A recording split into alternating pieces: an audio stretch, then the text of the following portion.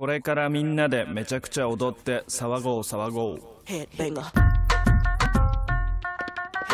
Le Gai Savoir. Une émission de Raphaël Antoven avec Paola Rehmann.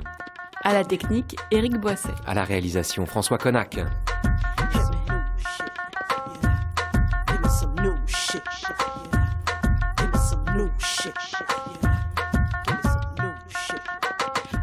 La femme s'affairait, le dos tourné à son mari, qui se détourna aussi. Puis elle s'étendit et dès qu'elle fut allongée, ramenant les couvertures sur elle, cria une seule fois, longuement, à pleine bouche, comme si elle avait voulu se délivrer d'un coup de tous les cris que la douleur avait accumulés en elle. L'homme, debout, près du matelas, la laissa crier. Puis, lorsqu'elle se tut, se découvrit, mit un genou à terre et embrassa le beau front au-dessus des yeux fermés. Il se recouvrit et sortit alors sous la pluie.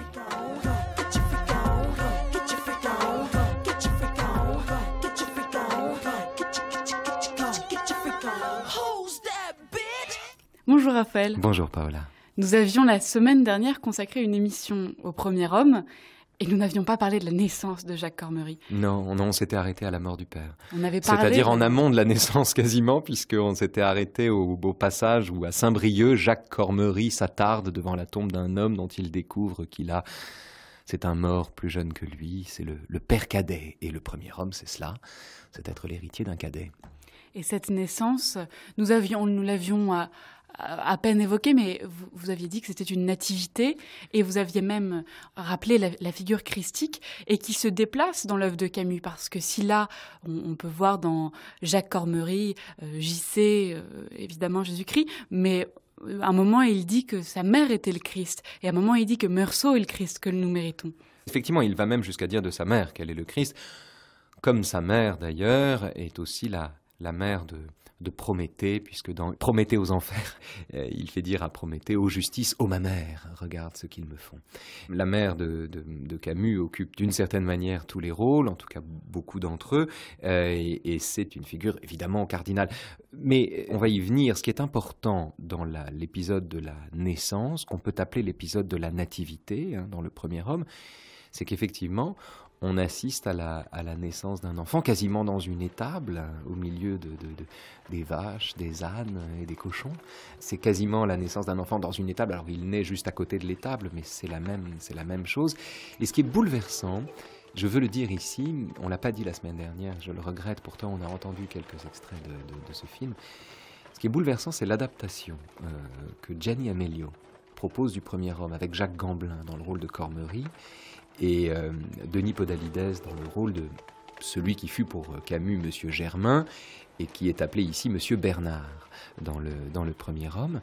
Et dans ce film absolument admirable, complètement respectueux du livre, et qui est non seulement respectueux du livre, mais qui restitue quelque chose de l'atmosphère, de la sensibilité, de la vigueur de ce livre, et de cette vigueur fragmentée. Dans ce film qui accomplit vraiment un tour de force, en étant absolument fidèle à l'œuvre de Camus, je dois dire, il y a une scène dont je ne sais pas exactement pour quelle raison elle m'a bouleversé quand je l'ai vue. C'est juste après la naissance du petit, on entend les vagissements du nourrisson.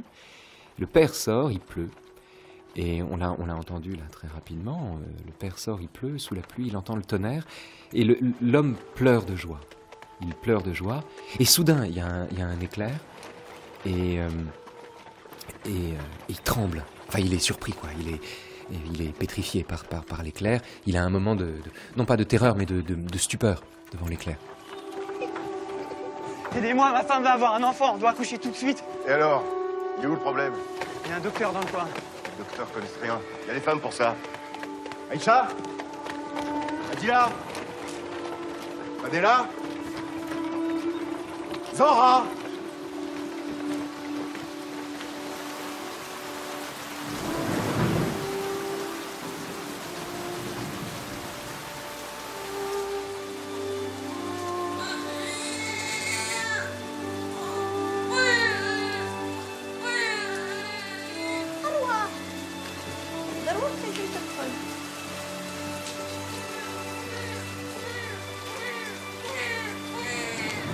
هذاك هذيك ولدي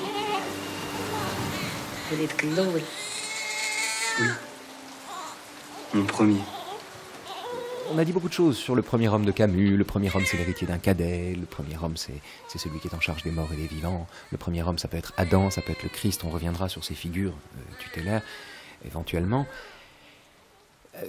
Le premier homme, c'est celui qui sait s'empêcher. Un homme, ça s'empêche, dit le père de Camus, enfin de Cormery, quand il découvre une sentinelle qu'on a émasculée avant de lui mettre son sexe dans la bouche. Le premier homme, c'est tout cela, mais je crois que plus encore que cela, et je ne saurais pas vous dire pourquoi. C'est là qu'on est vraiment dans l'ordre du roman et pas de l'essai. Le premier homme de Camus, c'est un homme qui a la force de pleurer de joie quand son fils naît, tout en sachant se laisser surprendre par l'éclair, tout en ayant peur de l'orage. Voilà. Le premier homme, le père, qu'est-ce que c'est? C'est quelqu'un qui a veillé à ce que son fils naisse dans de bonnes conditions, à ce que sa femme ne meure pas en couche, et qui, une fois qu'il a accompli sa tâche, pleurant de joie, se voit surpris par ce coup de tonnerre. Voilà.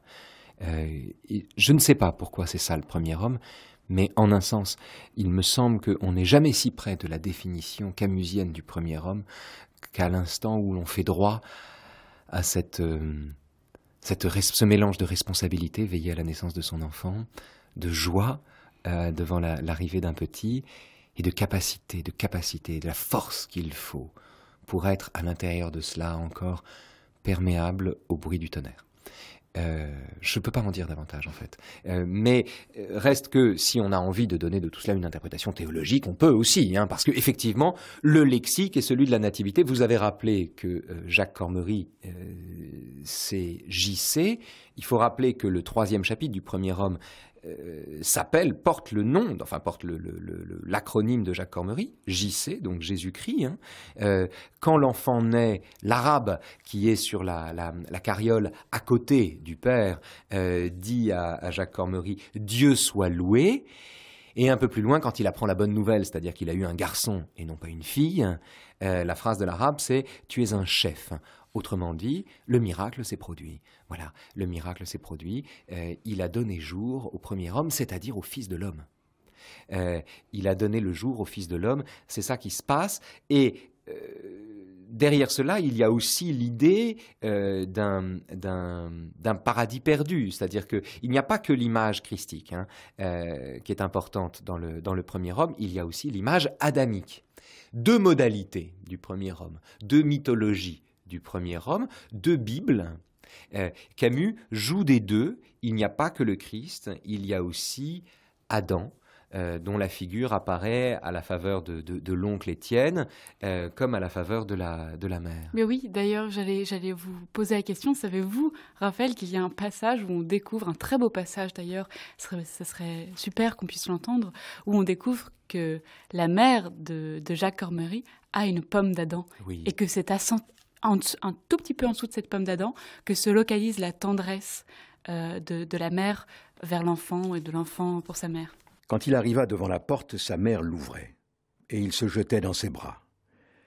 Et là, comme chaque fois qu'il se retrouvait, elle l'embrassait 2 ou 3 fois, le serrant contre elle de toutes ses forces.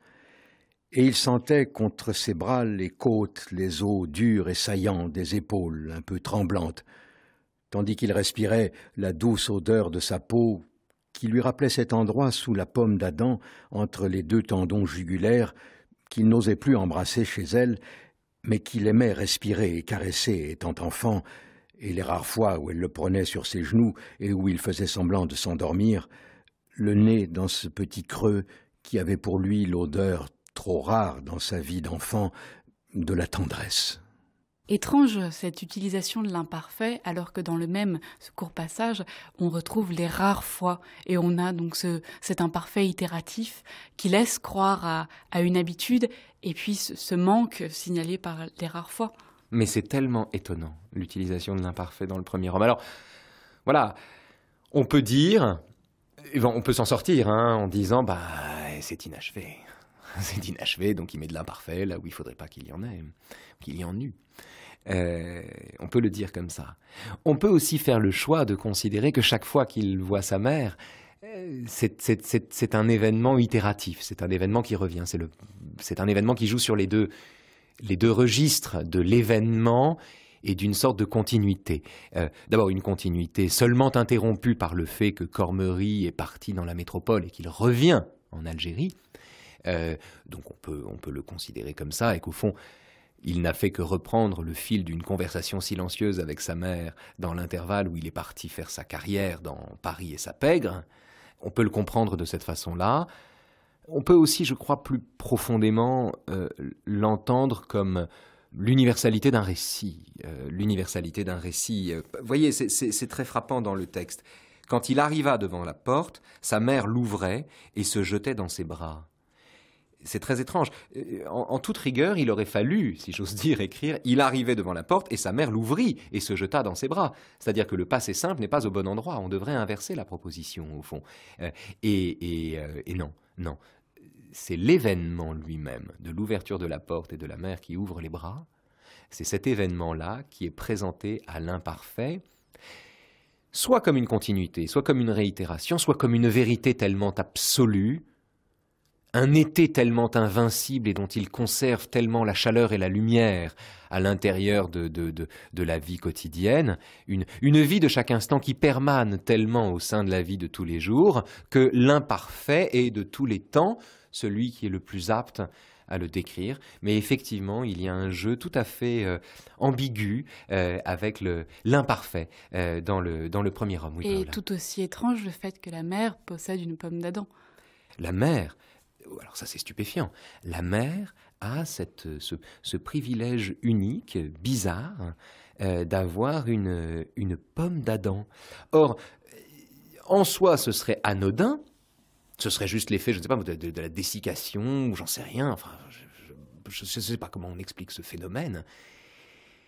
Ce serait rien si la figure d'Adam n'était pas si importante dans le premier homme, notamment à la faveur de l'oncle Étienne, Ernest ou Émile, encore une fois, il a les trois prénoms, alternativement. Camus est encore indécis sur ce choix, dont il dit qu'il est doté d'une innocence adamique. Attendez, je vais retrouver le passage parce que ça vaut le coup. Étienne, c'est celui qui est capable de jouir, c'est celui qui aime tout. Il aime tout ce qui est bon. Et d'ailleurs, il parle à peine. Il est simple, comme on dit, ou un peu différent, comme disent les euphémismes. Il parle à peine. Et regardez comment Camus le décrit, ce premier homme-là.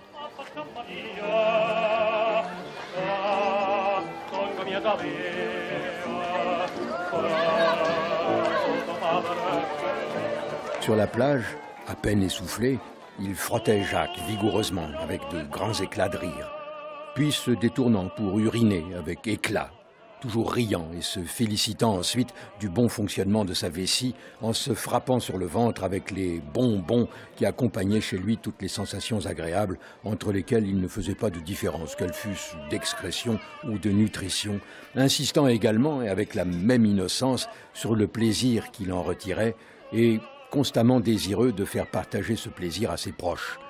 Ce qui provoquait à table les protestations de la grand-mère, qui admettait sans doute qu'on parlât de ces choses, et en parlait elle-même, mais pas à table, comme elle disait. Encore qu'elle toléra le numéro de la pastèque, fruit qui a de solides réputations diurétiques, que d'ailleurs Ernest adorait, et dont il commençait l'absorption d'abord par des rires, des clins d'œil malins vers la grand-mère, des bruits divers d'aspiration, de régurgitation et de mâchouillis mous, puis, après les premières bouchées, mordues à même la tranche, toute une mimique où la main indiquait plusieurs fois le trajet que le beau fruit rose et blanc était censé faire de la bouche au sexe, tandis que le visage se réjouissait spectaculairement par des grimaces, des rebonds d'yeux, accompagnés des « bon, bon », ça lave, bon, bon, devenait irrésistible et faisait éclater de rire tout le monde. Ce que Georges Claise vient de lire là, c'est une seule phrase. Et ça, c'est une particularité du premier homme, c'est que dans le premier homme, il y a des phrases de Proust. Enfin, il y a des phrases dont la longueur est proustienne.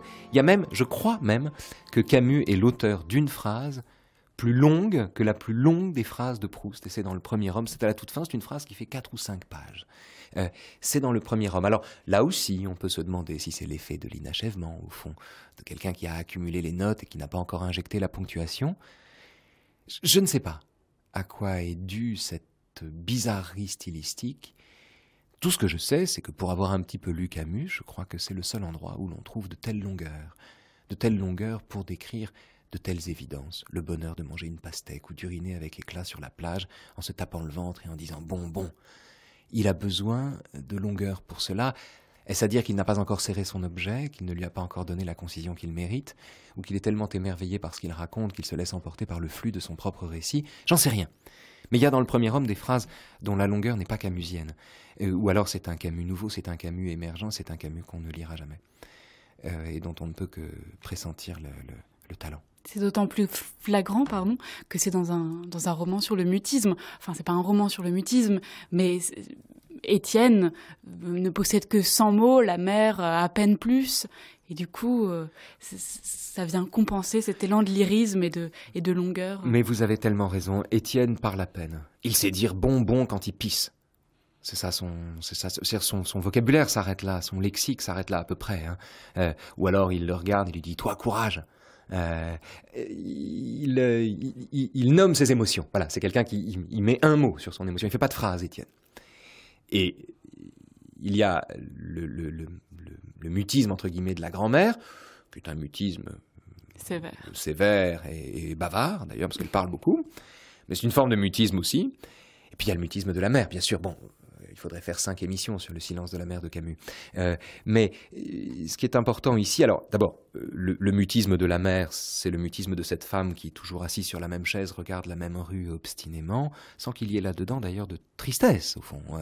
Ça n'est pas un livre triste, c'est un malentendu, ce serait un malentendu d'en faire un livre misérabiliste. Mais pourtant, c'est un livre de la pitié. C'est un livre de la pitié, non pas de la pitié qu'inspirent les démunis. C'est pas la pitié dont parle Kant, par exemple. Non, c'est pas la même chose, je crois pas. C'est un livre de la conversion de la pitié en piété. C'est un livre sur une misère sans envie, une misère sans rancœur, une misère sans ressentiment. Ça, c'est une singularité très puissante de Camus, en particulier à l'époque où il écrit. Il n'y a pas de misérabilisme chez Camus. Il n'y a pas ça. Pourtant, on pourrait penser qu'il y a de la complaisance dans la façon, par exemple, dont il décrit l'épisode des semelles. Vous vous souvenez de l'épisode des semelles, Paola? Il n'a pas le droit de jouer au foot.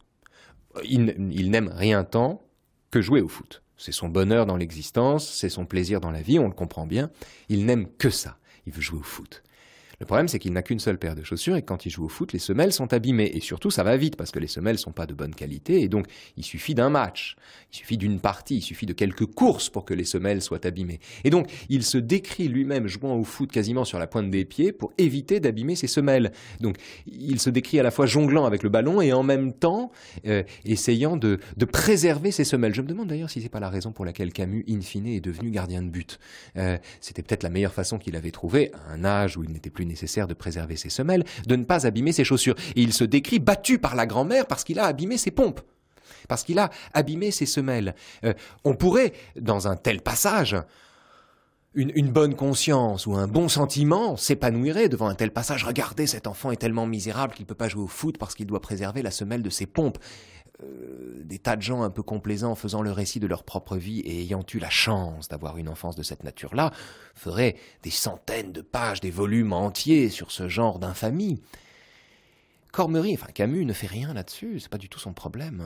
C'est pas son problème. Il raconte ça, mais il n'y a aucun ressentiment, il n'y a aucune envie, il y a de la douleur, mais c'est de la douleur physique.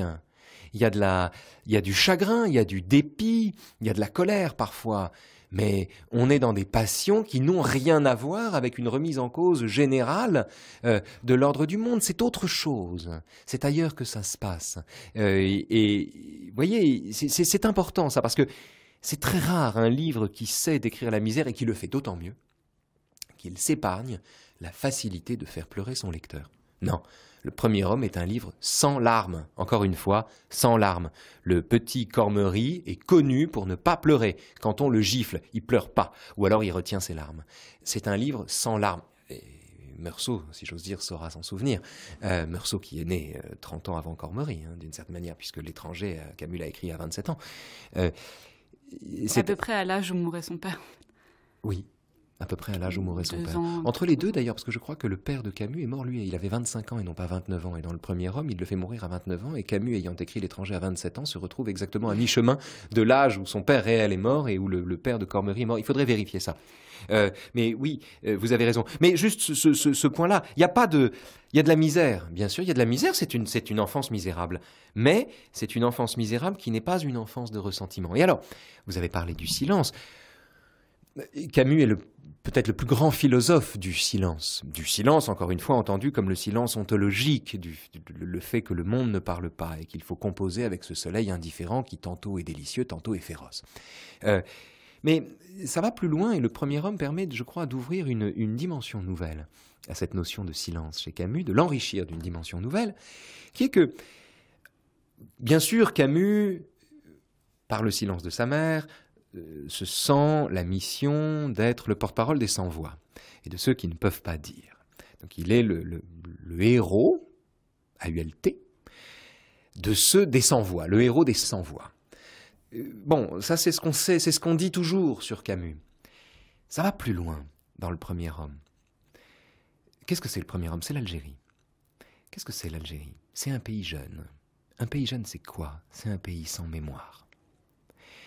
Et ça, c'est fondamental, parce que c'est fondamental et c'est extraordinairement paradoxal, et j'avoue que je ne le comprends pas. Qu'est-ce que c'est que Le Premier Homme? On l'a dit la semaine dernière, Paola, c'est un livre dans lequel Camus se donne pour ambition de parler de ce qu'il aime, et de donner la parole à ceux qu'il aime. C'est un livre qui lutte contre l'oubli, contre cette façon qu'ont les êtres de s'ensevelir, de disparaître, d'être dissous. Et dans le même temps, c'est un livre qui remplace la mémoire par le silence. Et ça, c'est le grand paradoxe de Camus. De la même façon que Proust a remplacé l'imagination par la sensibilité au cours de la recherche, tout au long de la recherche, Camus, tout au long du Premier Homme, remplace lentement la mémoire par le silence. C'est le silence qui lui tient lieu de mémoire ou d'immense oubli. Ça va jusqu'à l'anonymat géologique. Il parle d'un anonymat géologique et jusqu'aux tombes sans nom. Les tombes elles-mêmes n'ont plus de nom. C'est un pays jeune, c'est un pays dont on n'entend pas le cliquetis des armes, contrairement aux villes européennes qui résonnent encore du bruit des batailles qu'elles ont hébergées, dont elles ont été le théâtre. C'est un pays dont les hommes n'ont pas de mémoire et n'ont qu'un présent. C'est un peuple capable de jouir, capable de vivre. On connaît mal Camus, on méconnaît Camus si on ne prend pas acte de cette dimension et du fait que cette dimension lui offre ou lui donne l'idée de lutter contre l'oubli, non par la mémoire, mais par la résurrection du silence et de toutes les paroles qu'il contient. Et vous avez dit que la mémoire était liée, enfin l'absence de mémoire était liée à la jeunesse du pays. C'est aussi lié à la pauvreté de la famille Cormery. Et cela rejoint ce que dit, alors je dis peut-être une bêtise, mais Sartre disait que la mémoire était un luxe de propriétaire. Il dit, il y a un passage, donc c'est page 93, où il questionne sa mère et il n'obtient pas de réponse. Et elle dit, et Cormery, le narrateur dit, la mémoire des pauvres déjà est moins nourrie que celle des riches. Elle a moins de repères dans l'espace puisqu'ils quittent rarement le lieu où ils vivent, moins de repères aussi dans le temps d'une vie uniforme et grise. Bien sûr, il y a la mémoire du cœur, dont on dit qu'elle est la plus sûre, mais le cœur s'use à la peine et au travail, il oublie plus vite sous le poids des fatigues, le temps perdu ne se retrouve que chez les riches. Oh, oui. Si vous me permettez une toute petite correction, Oui. Paola, pardon, hein, no offense. C'est pas la mémoire qui est un luxe de propriétaire chez Sartre, c'est le passé. Oh mince. Le passé, c'est un luxe de propriétaire. Et cette phrase, je le dis de mémoire, je renvoie nos auditeurs à La Nausée, puisque c'est là-dedans qu'il le dit. Cette phrase remarquable vient à Roquentin, le personnage de La Nausée, au moment où il sort du musée de Bouville, où il a vu les tronches de tous les notables de Bouville, obscurs, illustrissimes, inconnus, et il leur dit « Adieu, fleur de lys, adieu, inconnu, adieu, salaud ». Pourquoi il les traite de salauds? Il les traite de salauds parce qu'ils sont figés, ils sont réifiés dans une identité posthume et que c'est ça les salauds, quoi. Ce sont des gens qui ne sont plus que l'image d'eux-mêmes, au fond. À la façon du type qui se repaît du spectacle de son propre ventre dont il fait le signe extérieur de sa réussite dans la vie. Bon, il y a de la saloperie derrière ça. Il y a de la saloperie derrière le sentiment d'être chez Sartre. Et c'est là que Sartre dit du passé que c'est un luxe de propriétaire, parce qu'on peut collectionner les bibelots, on peut garder les souvenirs, etc. On garde les selfies. Mais il faut faire droit à la différence entre les deux enfances. Sartre a eu une enfance bourgeoise. Sartre est un bourgeois qui a essayé de se faire pardonner en devenant le compagnon de route du Parti communiste, qui n'a jamais cessé par snobisme de voir en lui le bourgeois qu'il était resté en un sens. Et d'où d'ailleurs les reproches que Sartre fait à Camus en lui disant, au fond, en substance, ce que vous faites dans L'Homme révolté, c'est que, voilà, vous êtes un plouc. Vous êtes un plouc qui ne peut rien comprendre à l'être et le néant. Vous êtes un pauvre, vous êtes un plouc qui essaie de s'en souvenir pour se faire pardonner à lui-même d'être devenu un bourgeois et d'en être content. Au fond, c'est ça. Donc il y a là encore une vraie différence entre Sartre et Camus. C'est une différence palpable quand on plonge vraiment dans la lettre des textes. On la sent. Mais ce que dit Camus sur la pauvreté, c'est extraordinaire, sur ce monde de pauvres qu'il décrit dans Le Premier Homme. Il emploie l'expression monde de pauvres. Tiens, d'ailleurs, la meilleure façon de décrire, je crois, ce monde de pauvres, c'est d'entendre le passage sur les semelles. Vous vous souvenez? Le passage dont on a parlé. On va l'entendre tout de suite, écoutez.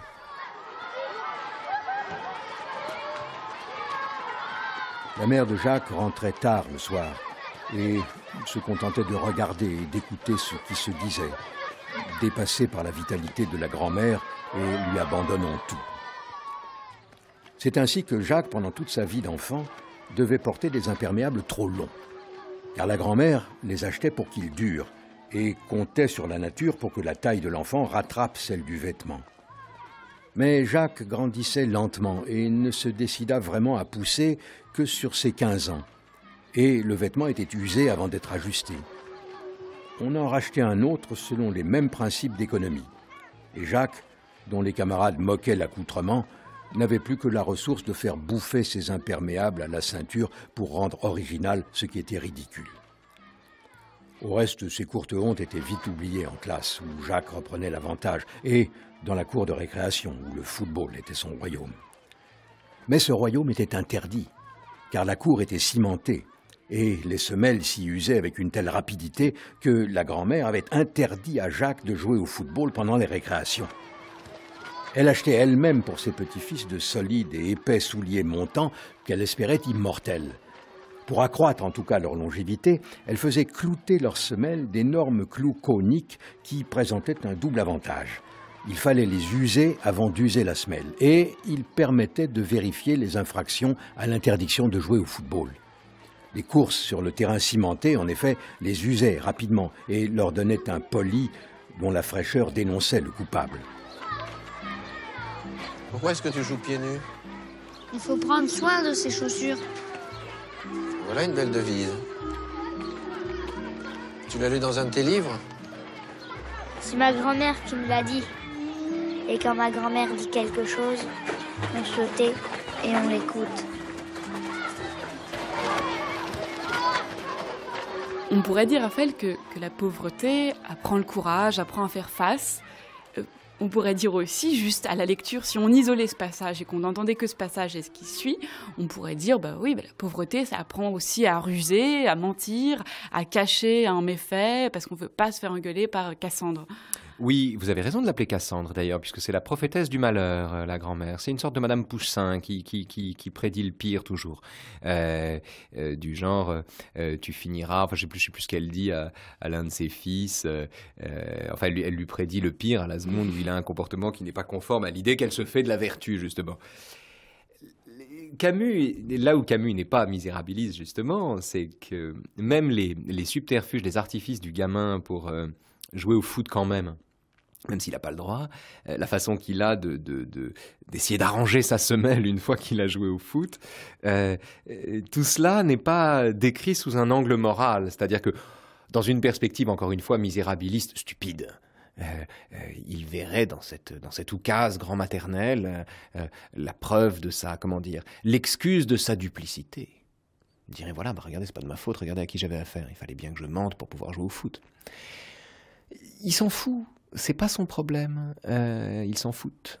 c'est pas son problème. Il ne s'agit pas de se justifier. Il raconte.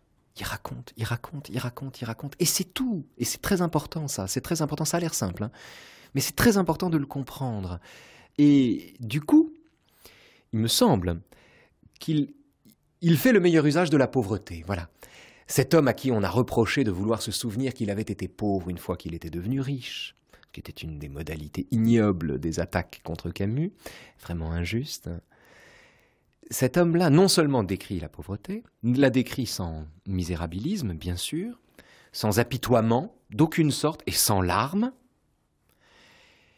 Et il tire de la pauvreté la leçon, non pas d'une duplicité inévitable, même s'il raconte le récit de cette duplicité, mais au contraire, les principes qu'il en retient. Et j'emploie à dessein le mot de principe, qui n'est pas camusien, mais pourtant il faut l'employer ici. Ce que je veux dire, c'est que on a dit, peut-être un peu rapidement, que tout ce que Camus savait de la morale, il l'avait appris, c'est lui-même qui le dit, sur un terrain de foot ou sur les planches du théâtre. Il faut ajouter un troisième éducateur à Camus, c'est la pauvreté. Parce que la pauvreté apprend tout simplement à Camus, donne à Camus le sens du courage, ce qu'il appelle le courage. C'est la pauvreté. Alors le courage dont il dit lui-même qu'il est, la vertu principale de l'homme. Et quand Cormery est devant la tombe de son père, il décrit son existence, et il y a 4 adjectifs pour décrire son existence, pour décrire sa vie, sa propre vie: folle, courageuse, lâche, obstinée. Et vraiment, ces mots ne sont pas mis au hasard. Folle. Folle parce que, je crois, il faut ici l'entendre comme la façon qu'il a eu, la folie que l'on a de se laisser prendre au jeu de la ville, au fond. Folle parce que il a une vie folle. C'est Camus, il a une vie folle, on peut considérer qu'il a une vie folle. Une vie frénétique, une vie enthousiasmante peut-être, mais une vie folle. Au sens où n'a pas de vie folle qui veut. Hein. C'est pas la vie de tout le monde, la vie de Cormery ou la vie de Camus. Mais courageuse, incontestablement, courageuse et lâche. Lâche, la lâcheté ici désigne toutes les démissions du séducteur. La façon qu'a le séducteur à la fois les démissions devant lui-même, cette façon qu'il a de se donner bonne conscience, et cette façon qu'il a de changer de lit tout le temps. C'est, me semble-t-il, la lâcheté du séducteur qui est en jeu. Et puis obstiné, qui est la vertu par excellence camusienne, c'est-à-dire la persévérance, l'obstination, une obstination qui est à elle-même sa propre fin et qui est à elle-même sa propre source, et qui explique justement le fait que la vie est une guerre perdue d'avance dont on peut gagner toutes les batailles. C'est la grande leçon de la peste, dont l'obstination est la vertu cardinale des personnages anonymes et principaux qui composent la trame de cette fresque. La pauvreté lui apprend le courage. Un peu plus loin, vous savez, Cormery doit se battre avec Munoz. Munoz l'insulte. Alors, quand c'est l'insulte, il faut aller derrière l'école et il y a un endroit où on va se battre. C'est un rite. Au fond, on va se battre, on va échanger des coups comme un duel, au fond. Et donc, Cormery répond à Munoz, il lui dit puisque c'est comme ça, alors la putain de ta mère. Ce qui veut dire, on va se battre. Voilà, la putain de ta mère, ça veut dire on va se battre, il n'y a pas d'autre échappatoire. Et Cormery l'emporte sur Munoz, gagne, alors qu'il est moins costaud, mais il est plus courageux. Comme dit Étienne, comme dit l'oncle Étienne, il a le courage. Il a le courage. Mais le vrai courage, et c'est ça qui est formidable dans ce passage où il décrit ce combat, le vrai courage, la vraie force, la vraie volonté de courage, elle n'est pas tant dans l'ignorance du danger que dans le fait de prendre la mesure du danger, puisque, comme il le dit lui-même, Cormery il va au combat en serrant les fesses, l'expression est dans le livre, donc il a peur. Il a peur, mais il surmonte ça. Mais plus encore que cela, il comprend après sa victoire, et la phrase est de Camus, qu'il est plus amer, il est parfois plus amer d'être vainqueur que d'être vaincu. Et le vrai courage est là. Et tout cela, le fait de se battre, le fait de défendre l'honneur des gens qu'on aime. On ne manque pas à sa mère, on ne manque pas à sa femme. Nous sommes dans un pays de gens simples qui n'ont pas besoin d'avoir lu la critique de la raison pratique pour savoir où est la morale. Ni la Bible d'ailleurs. Tout cela, il le déduit de la pauvreté. Mais ça va plus loin, parce qu'il ajoute à cela l'amertume du vainqueur. Et cette amertume du vainqueur, elle vient à la fois à Camus du récit de son enfance, et de cette découverte, voilà, le jour où il découvre que gagner, c'est pas mieux que perdre, mais aussi, Paola, chez Camus, de la lecture de Montaigne. De la lecture de Montaigne et de ce texte que nous avons étudié, vous et moi, du chapitre 8 du livre 3, dans lequel Montaigne explique qu'il est plus fier de lui quand il se laisse convaincre par son adversaire que quand il l'emporte grâce à sa faiblesse. La vraie force chez Montaigne est de se laisser convaincre. La vraie force, le vrai courage chez Camus, c'est d'avoir la victoire amère. Aucune violence ne peut se vivre sereinement. Camus l'explique et l'enseigne abondamment dans L'homme révolté, on ne revient pas dessus. Mais on revient dessus quand même parce que le premier homme ne dit rien d'autre. La violence ne peut pas se vivre sereinement. Et il montre de quelle façon, en montrant comment cet enfant qui l'emporte sur son adversaire, tout auréolé de sa gloire, n'est pas tant mu par l'orgueil d'avoir gagné ou le soulagement de s'être battu que par la tristesse, la désolation d'avoir fait mal à un homme. Et j'aimerais vous soumettre un passage qui parle du soleil. Alors commençait pour Jacques une ivresse dont il gardait encore le regret émerveillé au cœur. Les deux hommes, écartés de 2 mètres l'un de l'autre, mais à la même hauteur, le chien avant, lui maintenu constamment en arrière, et l'oncle, de son œil soudain sauvage et rusé, vérifiait sans cesse qu'il gardait sa distance. Et la marche silencieuse, interminable, à travers les buissons, d'où partait parfois, avec un cri perçant, un oiseau dédaigné. La descente dans de petits ravins pleins d'odeurs dont on suivait le fond, la remontée vers le ciel, radieux et de plus en plus chaud, la montée de la chaleur qui desséchait à toute allure la terre encore humide à leur départ. Des détonations de l'autre côté du ravin, le claquement sec d'une compagnie de perdreaux couleur de poussière que le chien avait débusqué, la double détonation presque aussitôt répétée, la fuite en avant du chien qui revenait, les yeux pleins de folie, la gueule pleine de sang et d'un paquet de plumes qu'Ernest et Daniel lui enlevaient et que l'instant d'après, Jacques recevait avec un mélange d'excitation et d'horreur. La recherche des autres victimes quand on les avait vues tomber, les jappements d'Ernest qu'on confondait parfois avec ceux de Briand, et la marche en avant de nouveau, Jacques pliant cette fois sous le soleil malgré son petit chapeau de paille, pendant que le plateau alentour se mettait à vibrer sourdement comme une enclume sous le marteau du soleil. Et parfois de nouveau une détonation ou deux, mais jamais plus, car un seul des chasseurs avait vu détaler le lièvre ou le lapin, condamné d'avance s'il était dans la mire d'Ernest, toujours adroit comme un singe, et qui courait cette fois presque aussi vite que son chien, criant comme lui pour ramasser la bête morte par les pattes de derrière et la montrer de loin à Daniel et Jacques qui arrivaient jubilants et hors de souffle. Jacques ouvrait bien large le carnier pour recevoir le nouveau trophée avant de repartir, vacillant sous le soleil, son seigneur. Et ainsi, pendant des heures, sans frontières, sur un territoire sans limite, sa tête perdue dans la lumière incessante et les immenses espaces du ciel, Jacques se sentait le plus riche des enfants.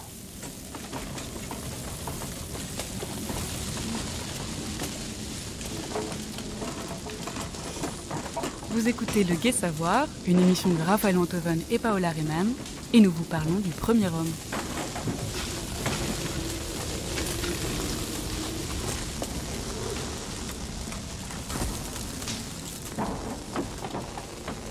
Pour l'anecdote, le passage que Georges vient de lire, le passage de la chasse, est un passage dont une note en bas de page dit que Camus se demande s'il faut l'enlever, supprimer le passage de la chasse. Quand on l'entend, on se dit mais c'est fou une chose pareille. C'est un mystère, on comprend pas pourquoi Camus avait cette intuition-là, alors que c'est un passage magnifique. C'est un passage absolument magnifique. Au rythme surprenant, en fait, de parataxe, c'est une longue phrase qui se reprend. Peut-être même, si on l'étudiait, on trouverait quelques anacolutes, quelques Il y a certainement des ruptures de construction, c'est sûr. Certainement, il y en a peut-être là, ou il y en a ailleurs, il y en a. Mais c'est un passage dont on sent bien l'élan, le souffle. C'est très étrange que Camus ait eu l'intention, peut-être, de supprimer un tel passage. Voilà. Nous voilà les témoins d'un texte qui peut-être n'eût pas survécu à la survie de l'auteur lui-même. Bon, je clôt la parenthèse pour dire que si ce passage est si beau, si juste et si intéressant, je crois, dans l'économie générale du livre, de ce qu'il en reste, de ce qu'il en est, c'est que Camus opère, et il le fait vraiment merveilleusement bien, la belle conversion de la pauvreté en richesse.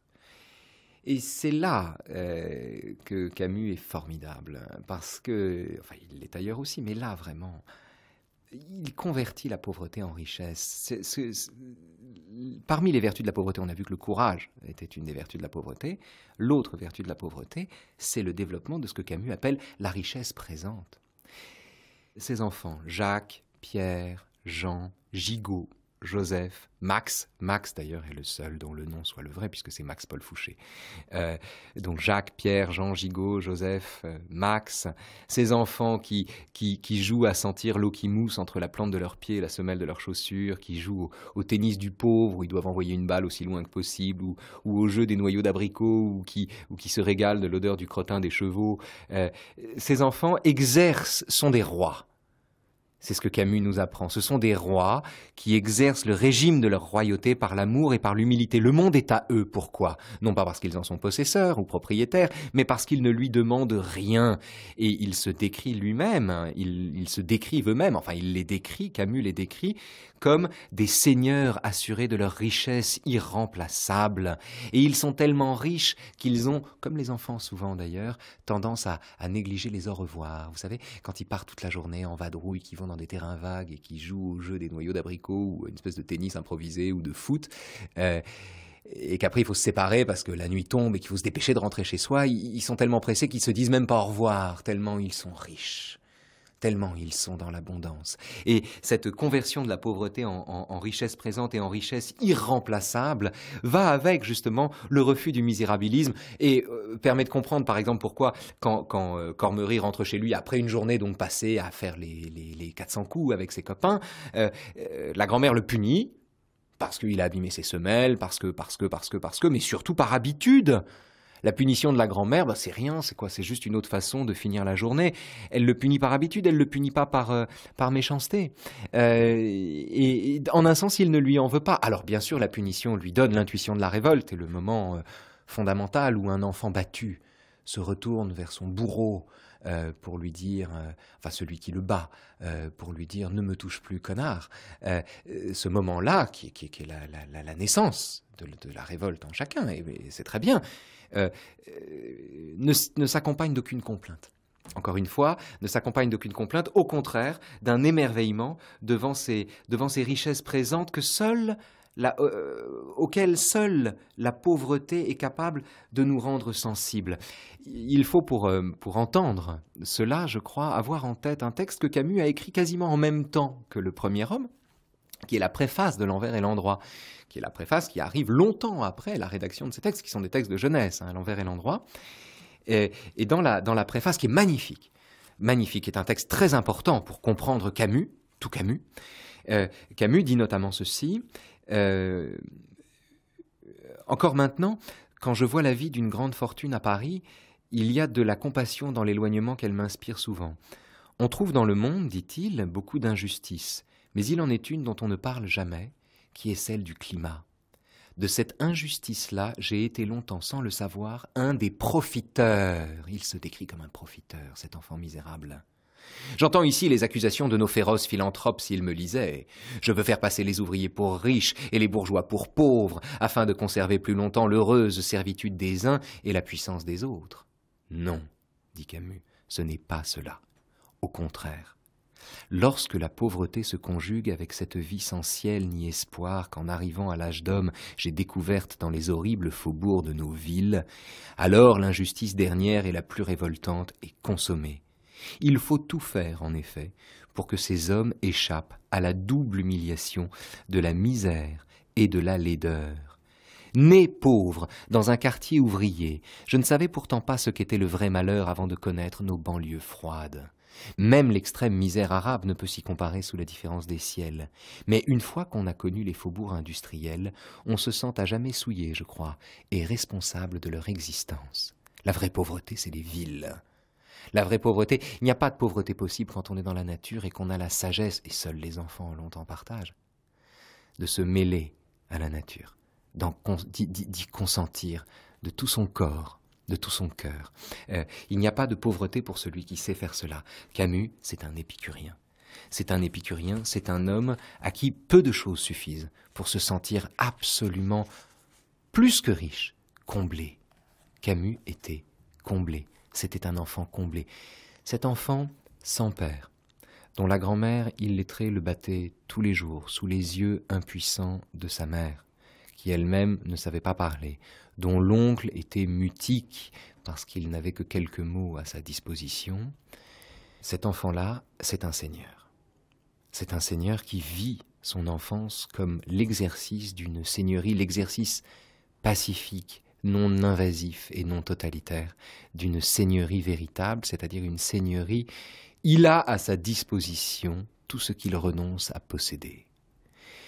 Et derrière cela, il y a la philosophie d'un homme qui n'a jamais cédé à l'idolâtrie de l'histoire, contrairement aux Sartriens, contrairement aux citadins, qui n'a jamais cédé à l'idolâtrie de l'histoire parce qu'il conserve en lui ce qu'il appelle l'été invincible, mais c'est plus que ça, le souvenir des nécessités naturelles.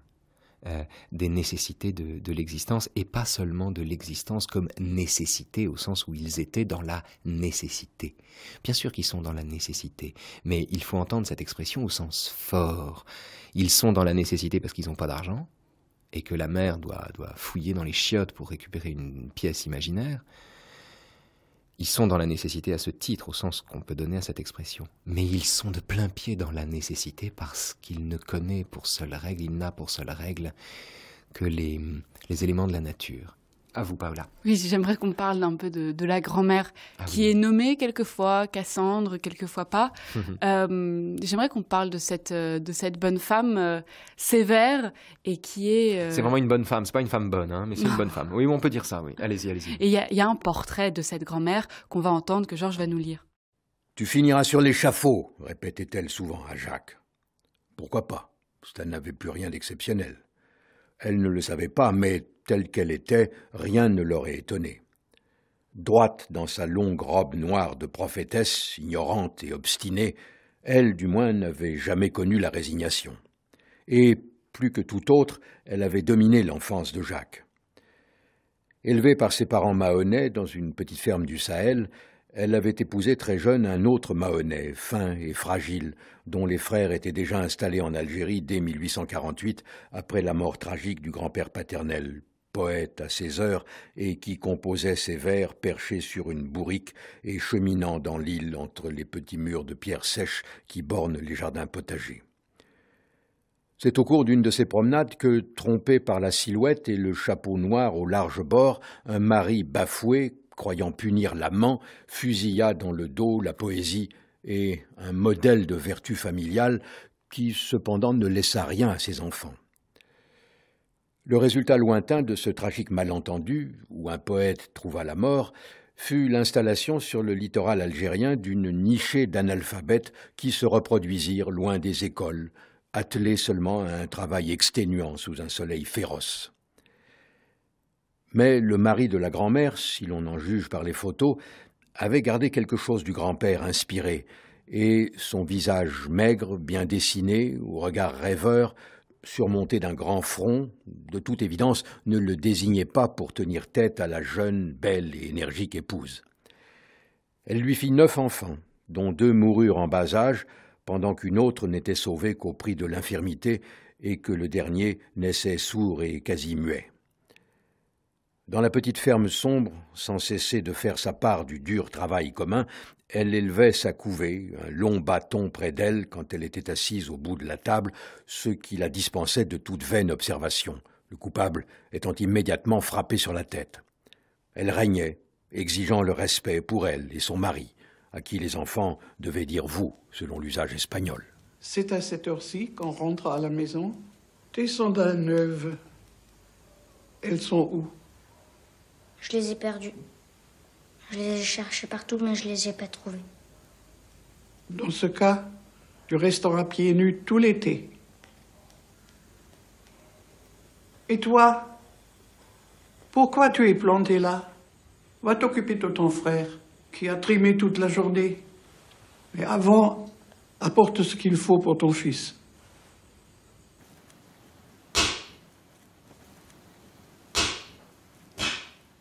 On a beaucoup parlé de la mère de Camus. Et comment ne pas le faire? Son œuvre est née du silence de sa mère. La grand-mère est un personnage un peu différent. C'est un personnage très puissant, très autoritaire. C'est à cause de la grand-mère, par exemple, que pendant très longtemps, Camus déteste la sieste.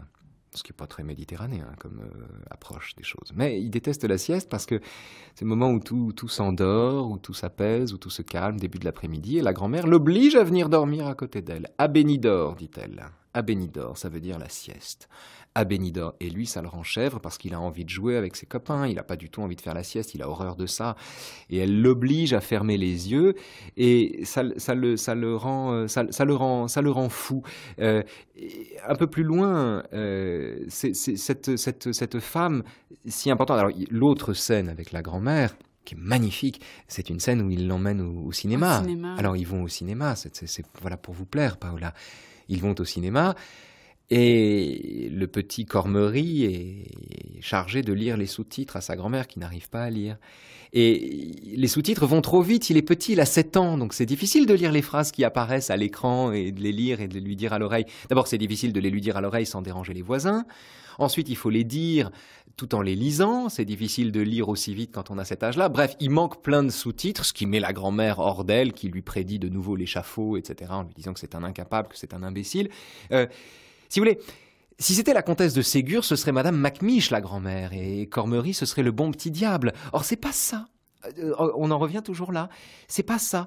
Quand il décrit la grand-mère qui s'endort, quand il décrit la façon dont la grand-mère allume la lumière, c'est admirable. Tiens, écoutez ça, Paola, on va l'entendre. Cette angoisse devant l'inconnu et la mort qu'il retrouvait toujours en revenant du lycée vers la maison, qui remplissait déjà son cœur à la fin du jour avec la même vitesse que l'obscurité qui dévorait rapidement la lumière et la terre et qui ne cessait qu'au moment où la grand-mère allumait la lampe à pétrole, posant le verre sur la toile cirée, les pieds un peu dressés sur la pointe des pieds, les cuisses appuyées sur le rebord de la table, le corps penché en avant, la tête tordue pour mieux voir le bec de la lampe sous l'abat-jour, une main tenant la molette de cuivre qui réglait la mèche sous la lampe, l'autre raclant la mèche avec une allumette enflammée jusqu'à ce que la mèche cesse de charbonner et donne une belle flamme claire. Et la grand-mère remettait alors le verre qui criait un peu contre les dents ciselées de la gouttière de cuivre où on l'enfonçait, puis à nouveau, droite devant la table, un seul bras levé, réglait encore la mèche jusqu'à ce que la lumière jaune, chaude, s'égalise sur la table dans un large rond parfait, éclairant d'une lumière plus douce, comme réfléchi par la toile cirée, le visage de la femme et celui de l'enfant, qui, de l'autre côté de la table, assistait à la cérémonie, et son cœur se desserrait lentement à mesure que la lumière montait. Vous qui parliez d'anacolute, Paola, il y en a ici, des ruptures de construction, dans cette phrase unique et uniquement destinée à décrire la façon dont sa grand-mère répand de la lumière, c'est-à-dire répand des ombres, ce qui est pour Camus une façon de faire entrer de plein droit, de plein pied sa grand-mère, dans le régime de ces êtres qui lui apprennent tant. C'est quand même fou ce que cet homme a réussi à tirer de ces 3 personnages.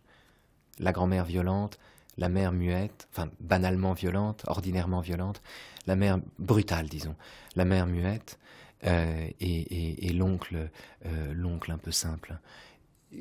Il a tiré le meilleur de ces 3 êtres, et c'est particulièrement palpable dans des phrases comme ça. Il a besoin de faire des phrases longues pour dire l'indicible, pour dire ce qui ne se dit pas, et pour décrire ces moments silencieux. La longueur des phrases dans le premier homme, j'en parlais tout à l'heure, mais peut-être c'est ça, au fond, vient à chaque fois non pas compenser le silence, mais dire le silence.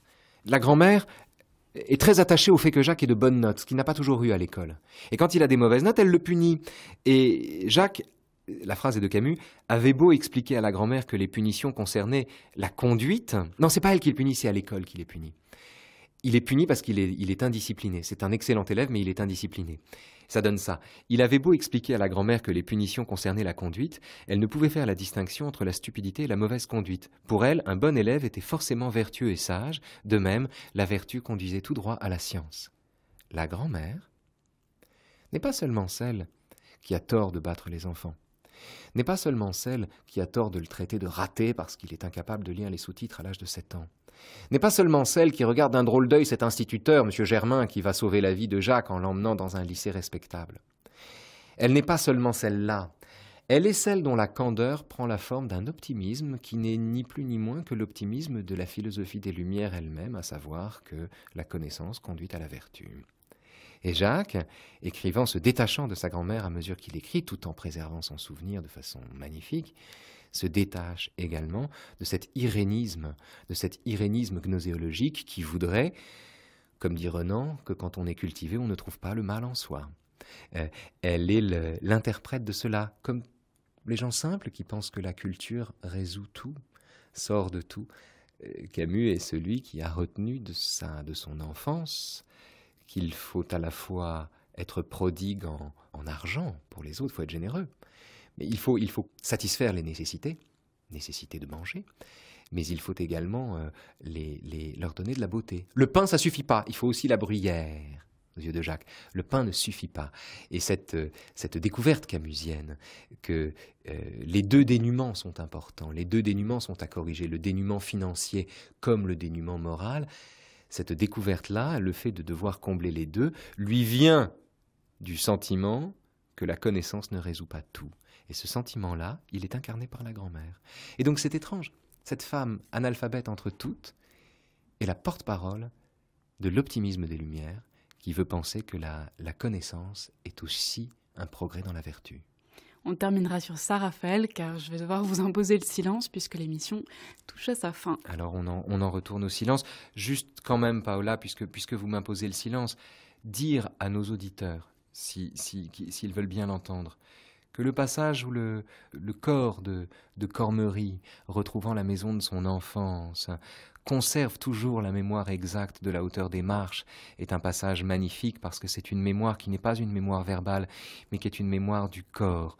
Le passage sur l'homme qui s'empêche, on en a peu parlé au moment de l'exécution et du dégoût du père, est un passage dont les justes sont tout entiers l'expression, puisque les révolutionnaires sont ceux qui ne se donnent aucune limite. Peut-être tout simplement dire à nos auditeurs de lire et de relire Le Premier Homme. Lire et relire Le Premier Homme, c'est le moins qu'on puisse dire.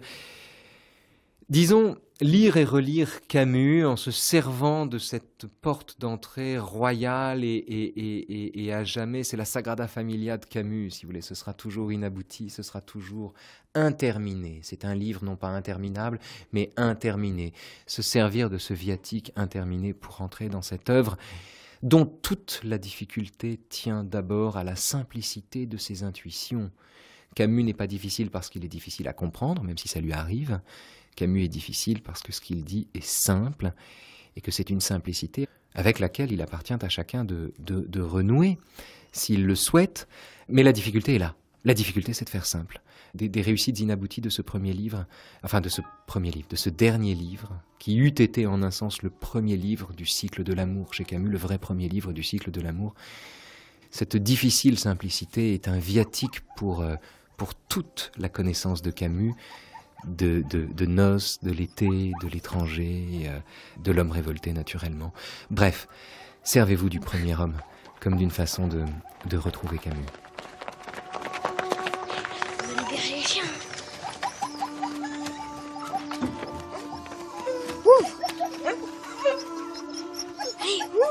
Merci Raphaël, merci à tous, Georges Claes, Alice Ramon, François Connac et Éric Boisset.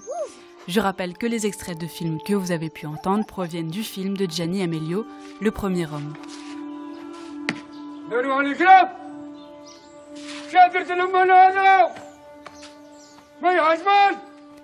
La semaine prochaine, effusion lacrymale garantie avec la pièce la plus simple du théâtre classique, Bérénice de Jean Racine. En attendant, vous pouvez vous rendre sur le site de l'émission ou la page Facebook du Gai Savoir, où vous attendent comme d'habitude téléchargements, écoutes en ligne et bibliographie. La philosophie sur France Culture, c'est aussi toute la semaine du lundi au vendredi avec les nouveaux chemins de la connaissance d'Adèle Van Rett, mais également dans les kiosques à tous les coins de rue avec Philosophie Magazine.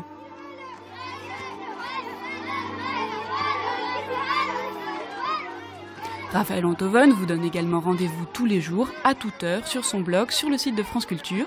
Vous y trouverez à portée de main les podcasts des émissions des Nouveaux Chemins de la Connaissance depuis 2007, des Vendredis de la Philo, des conférences de l'Odéon et enfin du Gai Savoir.